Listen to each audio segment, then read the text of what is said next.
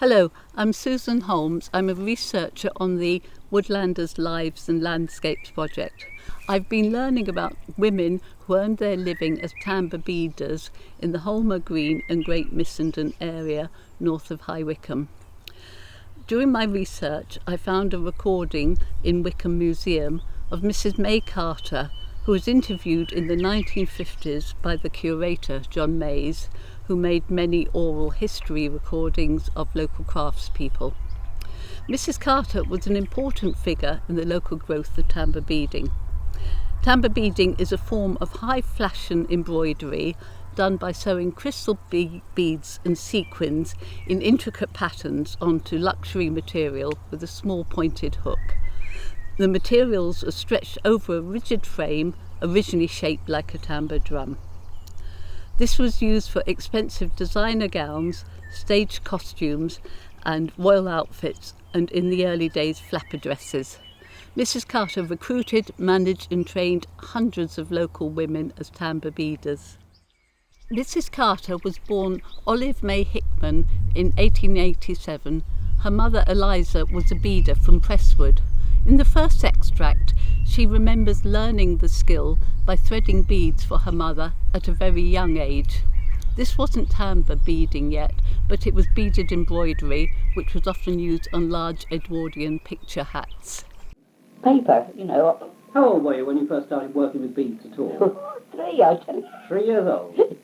And then you used to put these on the wire for your mother first of all. Yes. And that was a sort of a forerunner almost of tambour. Yes, it was.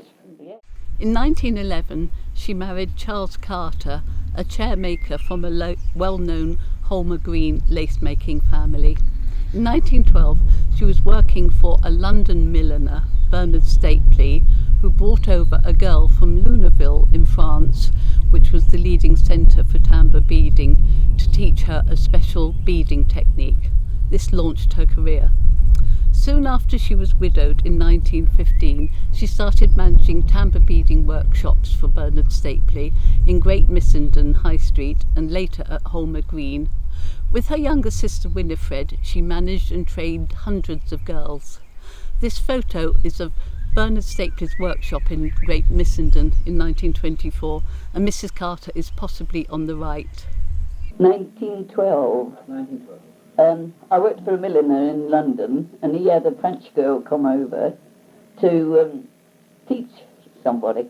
So I learned from her, and, well, I taught hundreds of women to do it, because it's a jolly good homework job, although, well, I had 40 or 50 girls working for me when I started and taught them all, you know.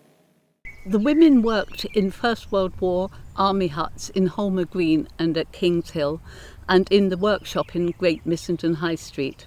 An advert in the Bucks Herald in October 1924 called for experienced tambour workers and apprentices.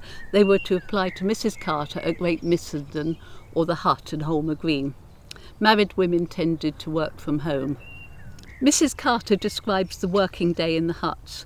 You'll see a photo of the bus she mentions and one of Mr. Winter with his beading girls at the hut in Holmer Green.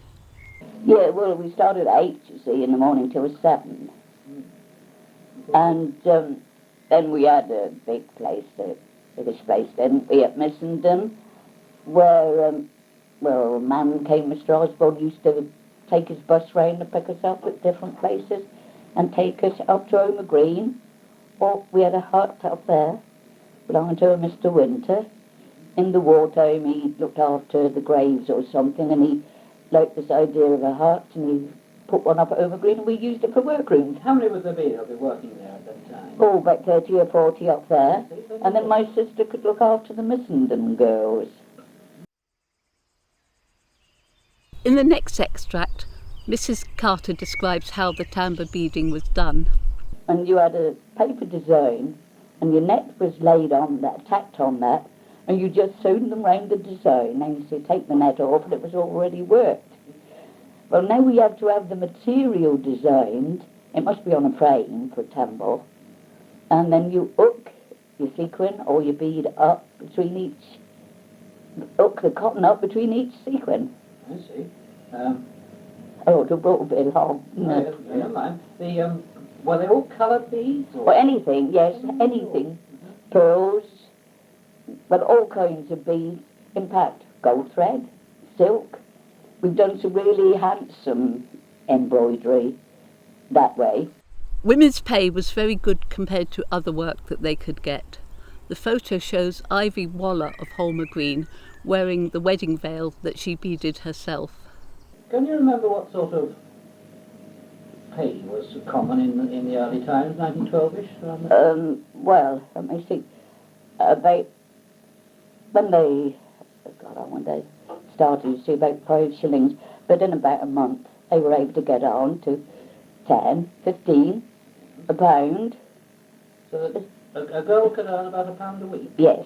Now that was very good pay. In those days, yes. I mean, you're talking of now the period just before the First World War, when it was a good labourer who could earn £1 a week, wasn't it? Yes, it was a good thing, really. It was a very And it good was pay. clean.